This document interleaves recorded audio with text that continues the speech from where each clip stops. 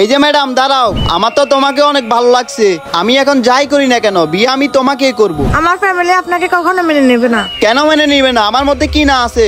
আরে আমার বন্ধু তো নায়ক নায়ক। আপনি আমার জন্য কি করতে পারবেন? শুধু একবার বলে দেখো, আমি তোমার জন্য সব কিছু করতে পারবো। আচ্ছা, আপনি মসজিদে গিয়ে 5 ওয়াক্ত নামাজ পড়েন, পরে আমি আপনাকে বলবো বিয়ে করব না করব না। আচ্ছা ঠিক আছে, তোমার সাথে আমি 1 মাস পর দেখা করব। এই যে শুনেন। আচ্ছা আচ্ছা, আমি আপনার সাথে পরে কথা বলবো, আমার নামাজের দেরি হয়ে যাচ্ছে। আসসালামু আলাইকুম। ওয়ালাইকুম আসসালাম। মাশাআল্লাহ, আপনি তো পুরো পরিবর্তন হয়ে গেছেন। আর আপনার ওই বন্ধুগুলো কোথায়? যখন তুমি আমাকে মসজিদের রাস্তা দেখিয়ে দিছো, তখন থেকে নামাজ পড়ার কারণে আল্লাহর প্রতি আমার ভালোবাসা এতই বাড়ছে যে কোনো খারাপ লোকের সাথে থাকার মনে উঠে গেছে।